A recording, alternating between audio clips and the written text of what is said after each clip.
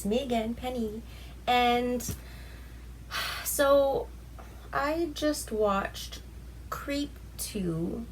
It's the movie with Mark Duplass. That's how you say his name. So it was made back in 2017. I watched the original Creep a while ago. I think it was like back in 2015.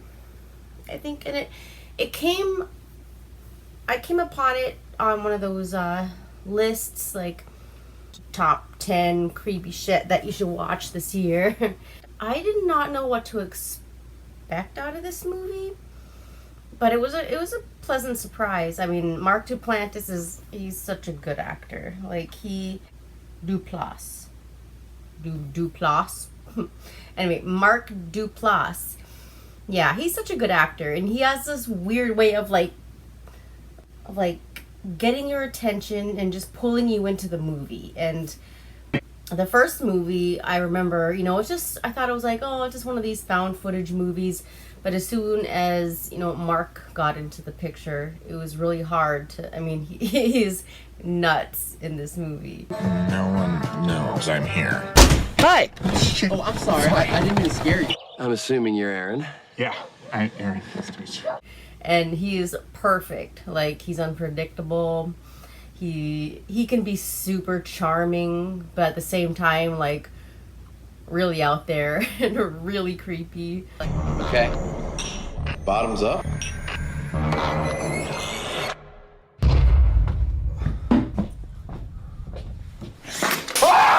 And it puts you into the shoes of the person that's doing the filming. So this guy, I'm assuming you're Aaron. Yeah, I'm Aaron. Nice to meet you. Joseph. Oh my God. Oh my God. This is gonna be a good day.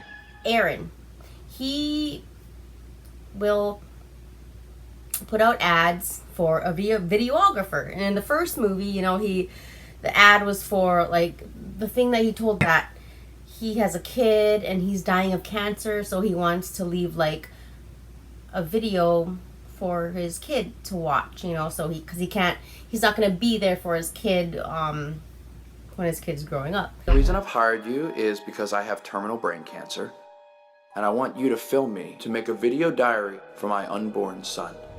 So the guy starts videoing him, and he's doing weird shit, like taking a bath and stuff like that. But then he keeps getting weirder and weirder and doing creepier and creepier shit. He's got this wolf mask that he puts on, and he's trying to get, you could tell he's trying to get a rile out of this guy. He's trying to, see what kind of reaction he can get out of the guy that's filming him. Be scared. It'll all be over soon. It goes on, and then I don't want to give away the ending if you haven't seen Creep, but I'd always wanted to see part 2, so I finally got to do that. And I'm just it's a Sunday night, I'm all alone. It's getting that wonderful creepy time of year where it's almost Halloween. And it's getting dark, or it is dark now, after having 4 months of just complete daylight. I really welcome the winter. Anyway, Creep 2, it has this girl who is she said she's got a web series. I'm guessing it's kind of like a YouTube channel, but not. I don't know if they didn't have the rights to talk about YouTube or what, but she's got this channel, and she does this thing called Encounters. I'm Sarah. Hey, welcome to Encounters. Sunday morning, I woke up. I'm Sarah. Hey, Sarah, how you doing? And she complains at the beginning of the movie that her web series isn't very popular, not very many people watch it, and she complains that, it's it's garbage and it's not going anywhere. And I can totally relate, you know. Like I have this little thing where I just go and talk about movies and stuff. Not very many people watch it. It's mainly my close friends and family that watch it, which is fine. That I started it during COVID and like the lockdown and all that stuff. And after my breakup, I just needed something to do to keep, something creative and fun to do with all this time on my hands. And then one of these ads she finds, and it's the guy looking for a videographer, and he's like, I will pay this person $1,000 if they can come and, spend, I'm not really sure how long, like a day or something with me, and just film whatever I want to do. And so she's like, well, what do I have to lose? So she texts him and she's like, I'm interested. And he's like, sweet, do you scare easily? She's like, no. And he's like, great, let's meet. And so it's kind of funny that he asks her that, because she's kind of like, you can kind of walk her shoes and kind of feel what she's feeling while she's doing this. There's one thing about me that a lot of my like close friends and family and whoever, my significant others at the time, they're always trying to scare me, like shock scare me, like jump out of places and boo, and they never ever get any reaction out of me. This movie actually had a lot of jump scares, and I could feel it, feel her reaction whenever this guy would try to do these jump scares, because she barely had any reaction. The movie starts off with a jump scare. So she walks in and it's like really quiet. He lives in this gorgeous cabin. It's like this beautiful, like huge, amazing log cabin. And he never explained like what he actually does for money. He just tells her, oh, I'm a serial killer. And yeah, so she walks in and he like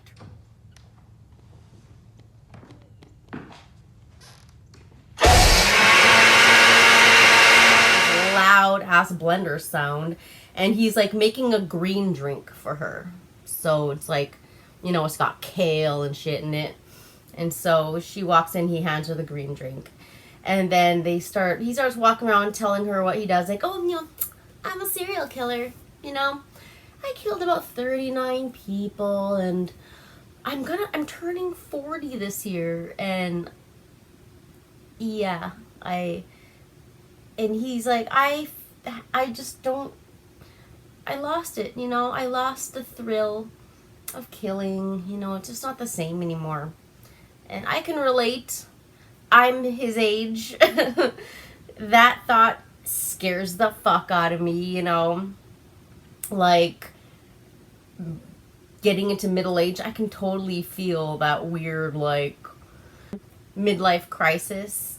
Like, seeing your own mortality, you're halfway to death, it's a little jarring, I'm not gonna lie.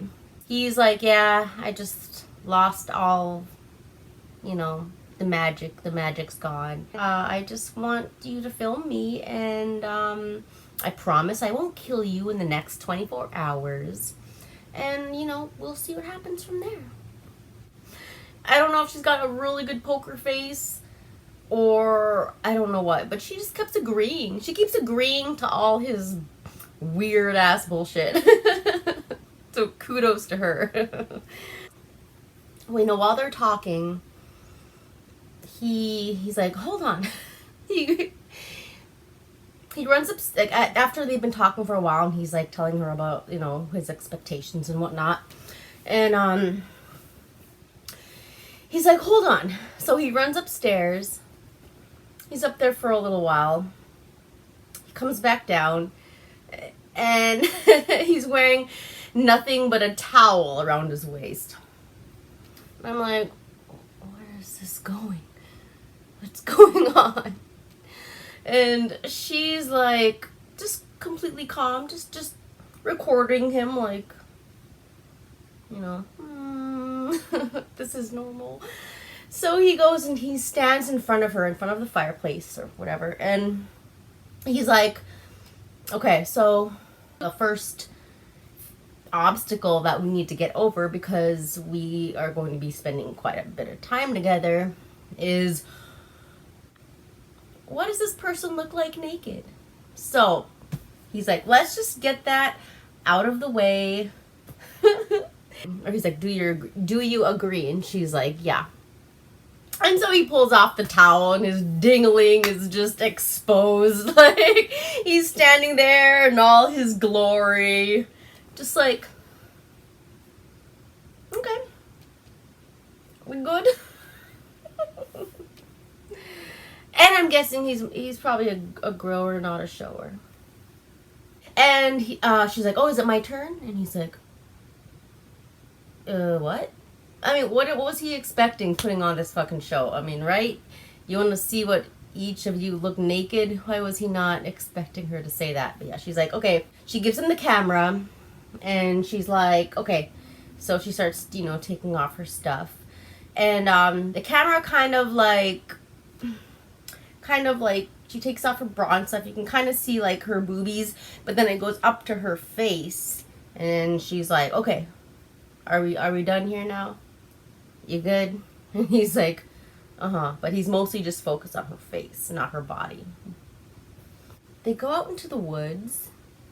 So he's got like this really boyish, playful kind of charm to him. Like, you know, he can act, when he's excited, he can act like this, like, really giddy, like, oh, I got a new friend, I'm gonna show her this and that. And so he takes her out into the woods, and they go to what he thought was supposed to be like this roaring river, but he goes, and I guess there might have been a drought or something, because it's just like this muddy kind of shallow water, and you can tell he's upset. I mean, he's just like, what?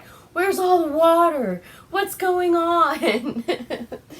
He's pissed, but anyway, the show must go on, right? So he goes and sits in this like 2 inches of water, and he starts telling like a story. I think it might have been his story. He started going back in 1978, blah, blah, blah, blah, blah. And as he's telling his story, this fucking bird, this bird is up here just like, ah! It's like rudely interrupting him, and he's not having it. He's just like waiting for it to shut up. Starts talking again. Fucking bird would not shut up, so of course he gets up and just starts like throwing shit at this bird. The bird just like, ah! Sounds like a war between him and this fucking bird. Anyway, he finally calms down. He starts, you know, starting his story over again. And she's videoing him, and then she interrupts him, and she's like, I can't see your face. There's a shadow. Do you want to start over? And that sets him off. He's like, oh, hell no. So he gets up, all in a huff. He's pissed off, and he just fucks off somewhere. And she's just like, okay, she starts walking around with the camera, talking about how, okay, he just had a tantrum. I don't know what else to do. And she finds him, and he's fucking lying face first, like lying like on his belly with his face in the fucking dirt. And after that, they go back to his cabin, and she's like, God, he's been acting so weird ever since that happened. He's been like, he's got like a jacuzzi thing down there, and he's just been cranking like super loud, some kind of 90s music, and he won't talk. So she goes down. She's like debating, should I go down and stir some shit up, or do I just leave? I don't know. So she decides to go down and stir some shit up. So she goes down and she goes into that room that he's in, and he's in his hot tub and he's listening to this music. Tell me about this song. Or she turns off the music, actually. She turns off the music, and he's like, turn that music back on. And she said, why? It's my favorite song ever. And so in the beginning of the movie, I forgot to mention this, when they were texting, she said that her name was Sarah. And he's like, oh, that's and one of the names of my favorite songs. And in my head, I'm thinking, was it Sarah Smile? Like Hall & Oates or some shit. Sarah Smile. But no, it's this song. And it's just music, like some kind of grunge band music. And she's like, tell me about it. Why is it your favorite song? And so he starts telling her about like when he was young, and this band was playing, and he followed them to their next gig, and he was so in love with them and everything, but they had to go into the next city, so he ended up like walking home, and he gets picked up by some random guy, and the guy takes him into the woods and like beats him up and makes him dig his own grave. And then he was talking about how this guy, he's like, this guy, he was so confident, and he was so, you know, this and that. And I really envied this guy, and I wanted to, you know, I want to be like this guy. He's like, the only thing that this guy could not do right, though, he couldn't tie very good knots. So he's like, I was able to get free. And he said back then, you know, he was a kid, but he was like a tall, big kid. So he was able to overpower this guy and like strangle him to death. And he was like, ever since then, you know, I just was a killer. He wanted her to leave. He kept telling her to leave. And she's like, I don't want to leave. You said we're going to do this, and we're going to do it. And so she's like, hold on. She sets the camera up. She goes to behind him and starts like massaging his neck. And he's just like, oh my goodness. And he's loving it. And after that, so during the movie, prior to this part, he was trying to like jump scare her. Like every once in a while, he would just like scream or like jump into the frame and just like scream really loud, trying to get a rise out of her, and it wouldn't. Like it would not work. So she's walking around, and he's like, ah! And he's like, oh fuck. And then another time, she's walking around, and this guy's like, ah! I'm like, fuck, you're a hard nut to crack. And so, okay, we get back to this scene where she's giving him a neck massage and everything, and he's feeling better. And she's like, okay, I'm gonna go take a shower now. Like, and he goes up to her shower, like where she's showering, the bathroom where she's in. And he walks in, and she's like, ah! Like, she pops out of nowhere, and her face is all taped up, all crazy, like, and scares the shit out of him. And so he's like, okay, we cool again. Well, she gets him a glass of wine, because he was, like, hankering for some wine. And I'm like, cheers, dude. And he starts telling her that he's tired of, you know, his last 39 kills. He's 39 years old. He wanted his 40th thing to be special. And so he's like, yeah, so I've been watching this show called Encounters. She tried to not tell him. She said, like, she makes her money by filming wedding videos, but he's way smarter than that. He's already got, you know, he already knows everything about her, basically. He's like, I know you have a show, Encounters. You don't think I know anything about you? And then he's like, he's like, I want you to kill me. And that would be a great episode of your show. And then I could go out, you know, with a bang, basically. he puts on that wolf mask again, and he lays down on the coffee table, like face down, and he gives her an axe. He's like, it's all sharpened and everything. You just gotta, you just gotta go and just whoop.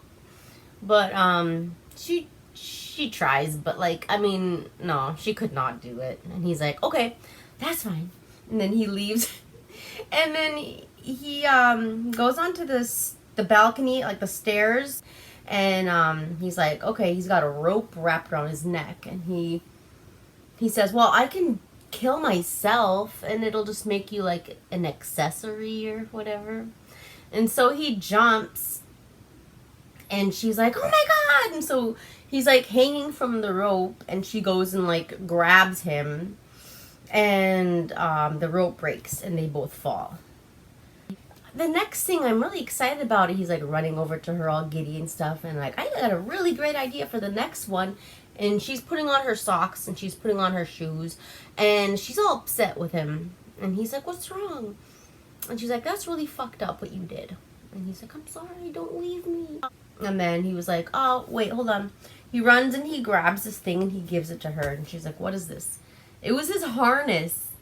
So what happened was, he was attached to this harness, and when he jumped off the stairwell, he was in no harm. He was on a harness. He just did that to fuck with her. So they kind of laugh about it, and she's like, okay, I'm back. I'm back in with this bullshit. I forgot to mention this one little part where he confesses he's like a 40-year-old virgin. He's never been with a woman. He's never kissed a woman. So she makes his dreams come true. Cute. They start walking out into the woods, and he's like, okay, a couple of things. First off, he's like, close your eyes. And she's like, you kidding me? We're out in the middle of nowhere and it's dark out. You want me to? I'm not closing my eyes. And he's like, come on, please. So I guess she does. I don't know. She's holding a camera. You can't really tell. But he pulls out this. It's like a necklace. It's like one of those like best friend the one little heart things that you put your pictures inside. He's like, this is for you.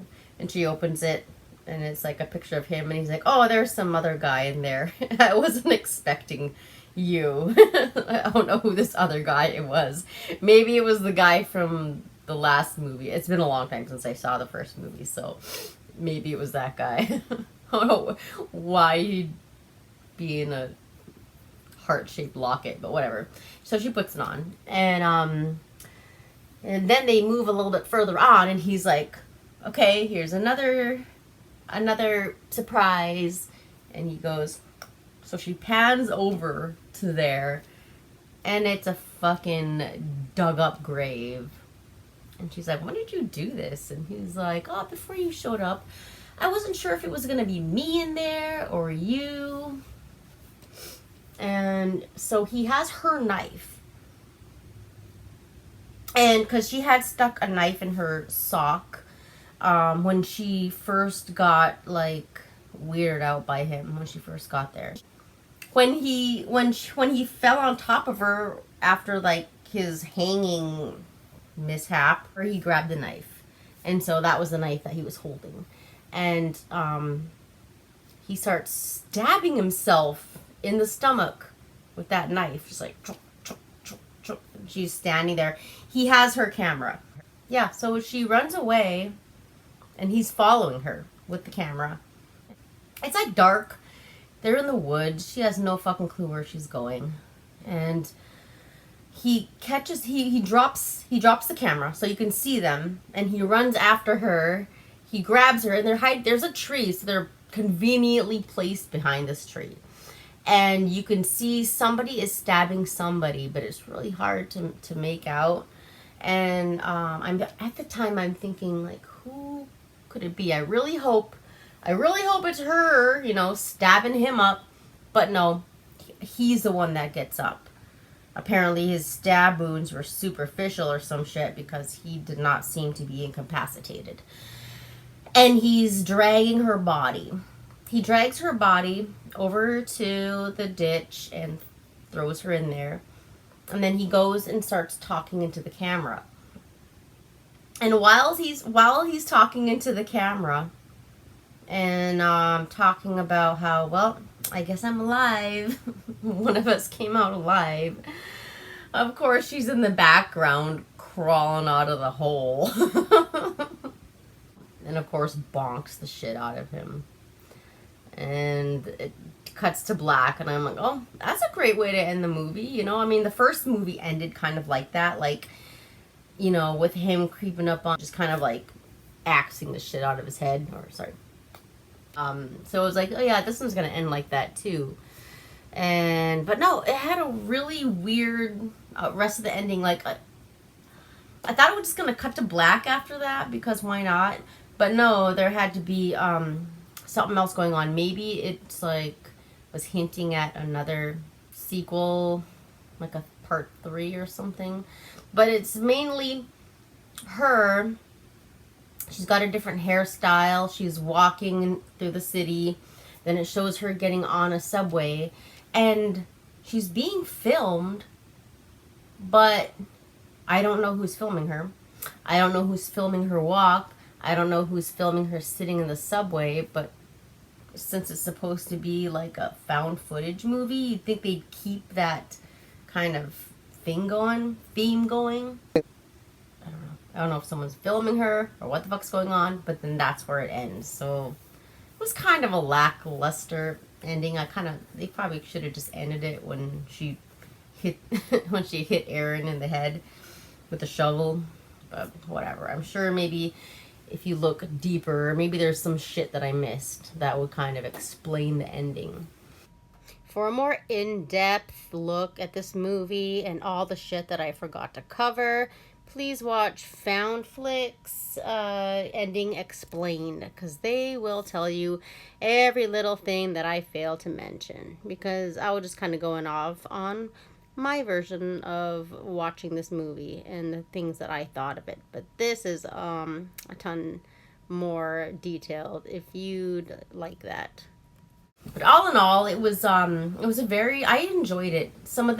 They had some like really tender moments that were cute, like the moment where he said that he had never been with a woman, which I called bullshit on. I mean, come on, Mark Duplass, he's like a good looking guy. There's no way in hell he could live 39 years without hooking up with a single person or kissing a single person. Sure. But I don't know if that's like his way of like sneaking a kiss from her. But anyway, it worked. No, it's all about the great acting. You felt yourself in this cabin out in the middle of nowhere. It's isolated.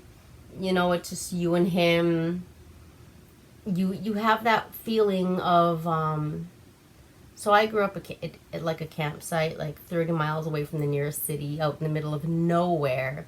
So I felt that, and it's kind of like this isolated feeling that I got from them, where, you know, when she said she was leaving and he got kind of like this anxiety about being all alone in this huge cabin out in the middle of the woods. And you know, I enjoyed it. I was never bored, not once. It kept you going, and his unpredictability and her complete, like, he manipulated her a lot, but she knew what to do as well to manipulate him into being a certain way when she felt like she needed to. It felt like she was a very good adversary for this character. And she was strong, and, you know, she was able to come out on top. I really enjoyed it. So all in all, I would probably give this movie like an 8, maybe an 8 out of 10.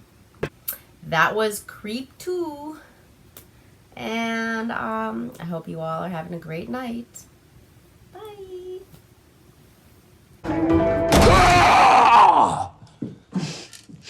Are you ready to go? Wow, you're a tough nut to crack.